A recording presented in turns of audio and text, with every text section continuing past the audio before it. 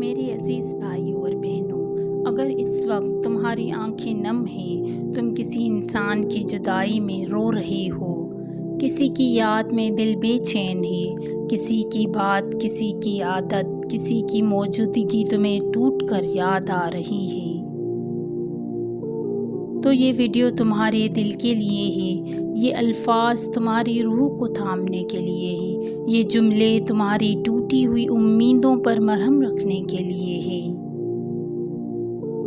کبھی کبھی ہم کسی ایک انسان سے اتنی محبت کرنے لگتے ہیں کہ وہ ہماری دعاؤں میں آ جاتا ہے، ہماری نیندوں میں، ہماری سوچوں میں اور دل کے ہر کونے میں۔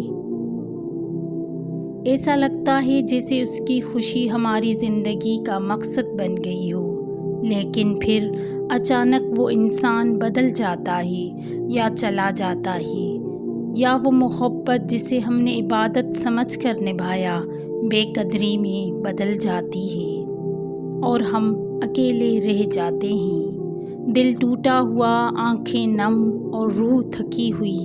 تب سوال اٹھتا ہے، یا اللہ، آخر کیوں؟ میں نے تو اس کے لیے سب کچھ کیا تھا، میں نے تو خلوص میں کمی نہیں کی، پھر بھی وہ میرا کیوں نہ ہوا؟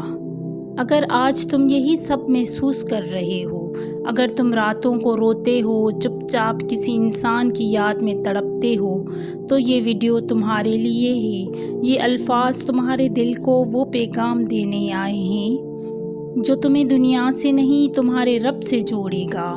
اس سے پہلے گزارش کرتی ہوں، اگر ویڈیو کو ابھی تک لائک نہیں کیا تو پلیز لائک کر دیں، اور چینل پر نئے ہیں تو سبسکرائب کر دیں۔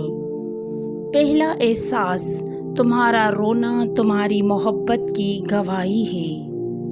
یہ جو تم کسی کے لیے رو رہے ہو، یہ اس بات کی علامت ہے کہ تمہارا دل زندہ ہے، تم بے حس نہیں ہو، تم میں احساس باقی ہے، تم ان لوگوں میں سے ہو جو رشتے نبھاتے ہیں، جو صرف لینا نہیں دینا بھی جانتے ہیں، جو صرف لفظوں سے نہیں دعاؤں سے محبت کرتے ہیں۔ مگر سنو، اگر تمہاری آنکھوں میں آنسو ہیں تو یہ مت سمجھو کہ تم ہار گئے ہو، تم ٹوٹے نہیں ہو، تم سنورنے کے مرحلے میں ہو۔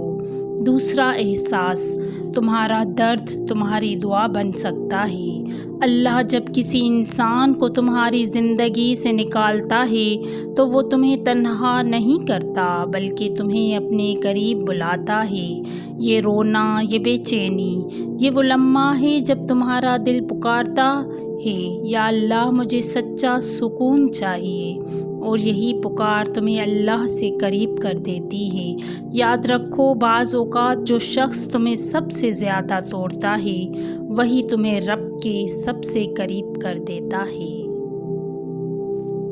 تیسرا احساس، جو تمہارا نہیں ہو سکا وہ تمہارے حق میں بہتر نہیں تھا۔ تم نے جسے چاہا وہ اگر چلا گیا تو یہ اللہ کی حکمت تھی۔ وہ رب جو دلوں کے راز جانتا ہے، وہ جانتا تھا کہ آگے جا کر تمہارے لیے کیا بہتر ہے اور کیا بربادی۔ اس لیے اگر وہ انسان تمہارے ساتھ نہ رہا تو یہ نہ سمجھو کہ تمہیں چھوڑ دیا گیا، بلکہ یہ سمجھو کہ تمہیں بچا لیا گیا ہے۔ چوتھا احساس، سہارے نہیں، اللہ کافی ہے۔